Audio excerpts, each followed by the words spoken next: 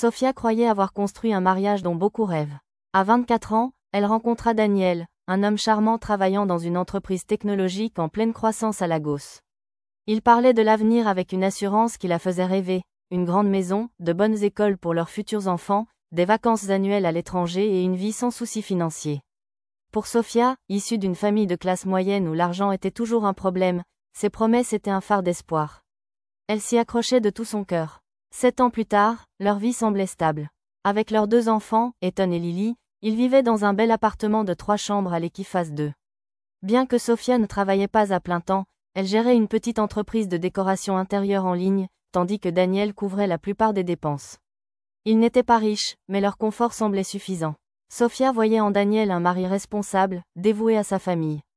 Elle lui faisait confiance, convaincue qu'ils construisaient ensemble l'avenir qu'il lui avait promis. Tout changea un jeudi après-midi. Alors qu'elle pliait du linge sur le balcon, Sofia entendit le ronronnement d'un moteur. En regardant en bas, elle vit Daniel entrer dans la cour au volant d'un tout nouveau Toyota Prado noir, un large sourire aux lèvres. Bouche bée, elle lâcha presque les vêtements. Elle descendit en courant, émerveillée. « Daniel, c'est à nous ?» demanda-t-elle, incrédule.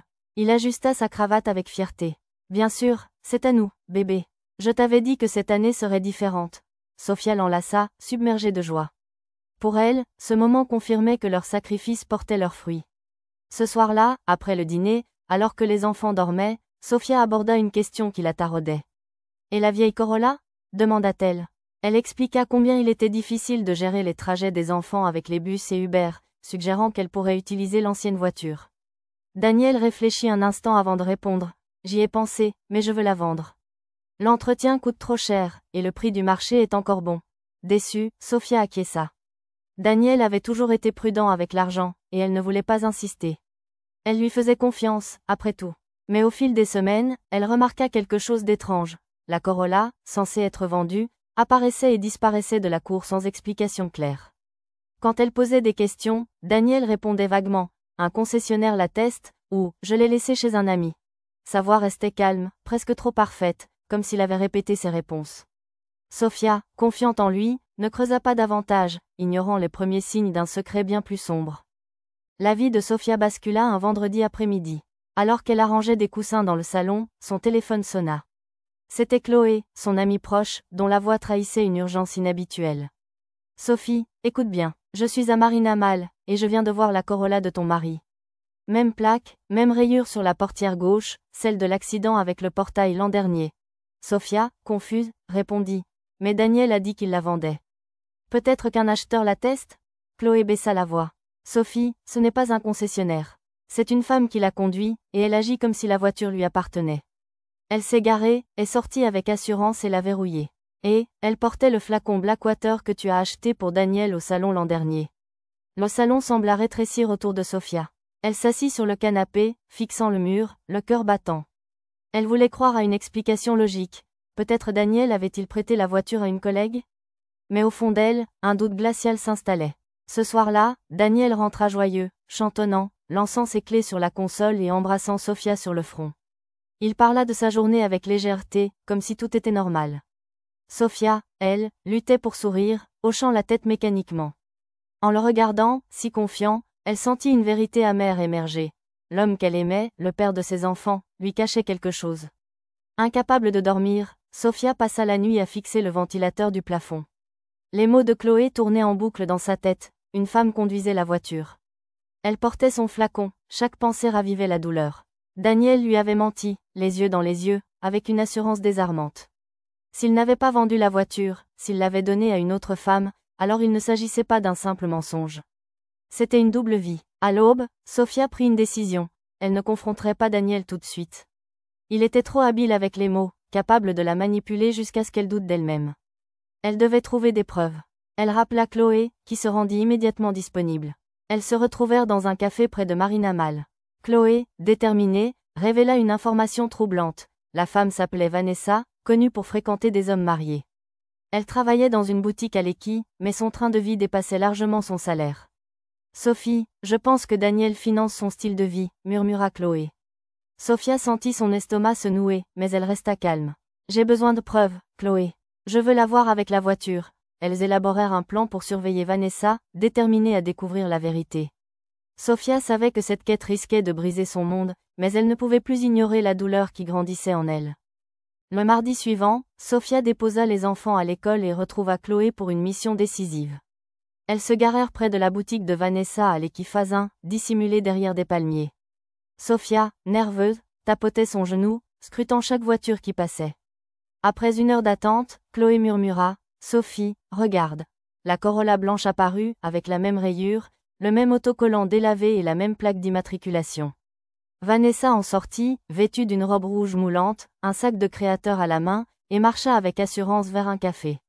Sophia, pétrifiée, serra le bras de Chloé. La réalité la frappa. Daniel n'avait pas vendu la voiture. Il l'avait donnée à cette femme. Ce soir-là, Sophia attendit Daniel, le cœur lourd. Quand il rentra, toujours aussi jovial, elle le fixa, sidérée par son calme. Après le dîner, une fois les enfants couchés, elle aborda le sujet. « Daniel, la Corolla, l'as-tu vendue ?» Il hocha la tête sans hésiter. « Bien sûr, je te l'ai dit, Sophie. Pourquoi revenir là-dessus ?» Elle le fixa, puis lâcha. « C'est drôle, parce que Chloé a vu une femme, Vanessa, la conduire aujourd'hui. » Daniel se figea une fraction de seconde, un éclair de panique traversant ses yeux. Mais il se reprit, riant avec sarcasme. « Vanessa, Chloé a besoin de lunettes. Tu crois n'importe quel ragot maintenant ?» Sophia ne céda pas. « Ce n'est pas un ragot. Même plaque, même rayure, même voiture. Ne me mens pas, Daniel. » À sa surprise, Daniel changea de ton, devenant agressif. « Arrête de jouer les détectives dans ma maison, Sophia. C'est ma voiture, je fais ce que je veux. » Ces mots, ma voiture, la glacèrent. Pas notre voiture, pas celle de la famille, mais la sienne. Il l'avait donnée à une autre femme, une étrangère, pendant qu'elle, sa femme, le suppliait pour leurs enfants. Sophia se retira dans la salle de bain, s'assit sur le carrelage froid et pleura en silence. Mais au milieu de ses larmes, une résolution se forma, elle ne laisserait pas passer ça. Le lendemain, Daniel dormait paisiblement, inconscient de la tempête qu'il avait déclenchée. Sophia, les yeux gonflés, le regarda avec colère. Elle pensa à ses sacrifices, les nuits à gérer le budget, les fois où elle l'avait défendu face aux critiques.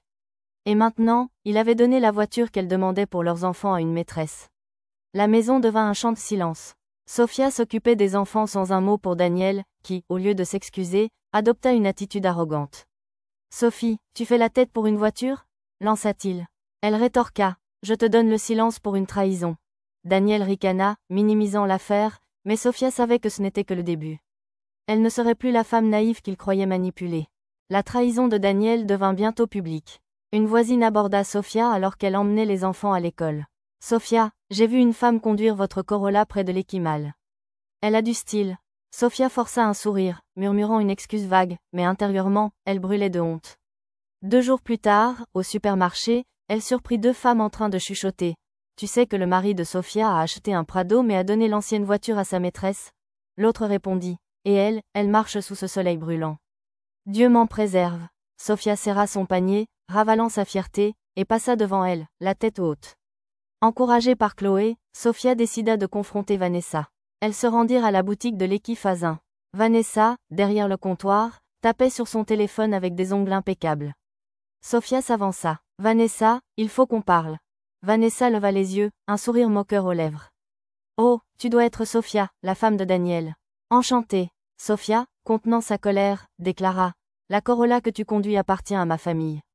Je l'ai demandée pour mes enfants, mais Daniel te l'a donnée. N'as-tu pas honte ?» Vanessa éclata de rire. « Ma chère, ce n'est pas ma faute si ton mari m'aime assez pour me donner des choses. S'il me choisit, pose-toi des questions. » Chloé voulut intervenir, mais Sophia l'arrêta. « Profite de la voiture, Vanessa. Mais souviens-toi, le karma finit toujours par frapper. » Elles partirent, laissant Vanessa sourire avec arrogance. Ce soir-là, Daniel rentra furieux. « Tu es folle, Sophia ? Tu es allée à la boutique de Vanessa ? Tu veux m'humilier ?» Sophia rétorqua. « Tu t'es humilié tout seul, Daniel. J'ai juste rencontré la femme qui conduit la voiture que j'ai demandée. » Il frappa ses clés sur la table. « Tu n'avais aucun droit. » Sophia explosa. « J'avais tous les droits. Je suis ta femme, et tu me fais passer pour une idiote devant tout le monde. » Pour la première fois, Daniel perdit son masque de charme, révélant un homme en colère et égoïste. Il quitta la maison en claquant la porte. Le climat familial changea radicalement. Sophia cessa de poser des questions, paraissant résignée en surface. Mais à l'intérieur, elle bouillonnait. Daniel, lui, prit son silence pour de la faiblesse. Il rentrait tard, sentant le parfum de Vanessa, ne cachant plus ses appels. Son arrogance grandissait, comme s'il croyait Sofia incapable de réagir. Mais il se trompait. Sofia n'était plus la femme brisée pleurant dans la salle de bain. Elle observait, planifiait, et devenait une menace silencieuse. Avec Chloé, elle commença à rassembler des preuves, reçus, transferts bancaires, photos de Vanessa avec la voiture. Elle découvrit que Daniel avait mis la Corolla au nom de Vanessa, une trahison calculée qui transforma sa douleur en détermination. Sofia agit avec une précision implacable. Elle réunit des preuves accablantes, des captures d'écran de transferts bancaires, des photos de Vanessa conduisant la Corolla, des enregistrements de celle-ci se vantant que Daniel lui avait donné la voiture parce que sa femme n'en avait pas besoin. Plutôt que de confronter Daniel directement, Sofia opta pour une stratégie plus percutante. Elle organisa un déjeuner familial chez sa mère, invitant les proches de Daniel, ses frères et sœurs, ses amis, et son oncle, qui le considérait comme un mari modèle.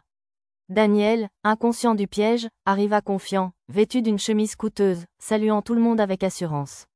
Après le repas, Sofia se leva, souriante. « J'ai quelque chose à partager avec la famille », annonça-t-elle. Elle brancha une clé USB à la télévision et lança la présentation. Des photos de Vanessa avec la Corolla apparurent, suivies de preuves de transfert bancaire et de l'audio de Vanessa se vantant. La pièce devint silencieuse. Le sourire de Daniel s'effaça, remplacé par la panique. Son oncle, choqué, demanda « Daniel, c'est vrai ?» Incapable de répondre, Daniel bafouilla. Sa sœur, furieuse, l'accusa de manquer de respect à la famille. Il tenta de se défendre « Ce n'est pas ce que vous croyez. »« Sofia, comment oses-tu m'humilier ainsi ?» Mais Sofia rétorqua « Tu t'es humiliée toi-même en choisissant son confort plutôt que les besoins de tes enfants. » Les conséquences furent dévastatrices. Les photos et enregistrements se répandirent dans la famille et la communauté religieuse. Vanessa, sentant le vent tourner, coupa tout contact avec Daniel, gardant la voiture enregistrée à son nom. Les proches de Daniel, y compris son oncle, le rejetèrent. Au travail, sa réputation de « mari responsable » s'effondra, lui coûtant des projets. Isolé, Daniel tenta de reconquérir Sofia avec des promesses et des cadeaux, jurant de changer et de lui acheter une nouvelle voiture. Mais Sofia, impassible, répondit « Ce n'est plus une question de voiture, Daniel. C'est une question de respect et de confiance, et tu les as brisés. » Sofia ne demanda pas le divorce immédiatement, mais elle prit ses distances émotionnellement. Elle déménagea, se concentra sur ses enfants et son entreprise, et commença à reconstruire sa vie sans dépendre des promesses de Daniel. Elle n'était plus la femme naïve qui croyait en ses paroles. La leçon fut douloureuse mais claire. Quand un homme montre sa véritable nature, il faut le croire. Sofia, désormais plus forte, avançait avec dignité, prouvant qu'elle n'était pas la femme faible que Daniel avait sous-estimée. Son silence n'était pas une capitulation, mais une promesse de ne plus jamais se laisser humilier.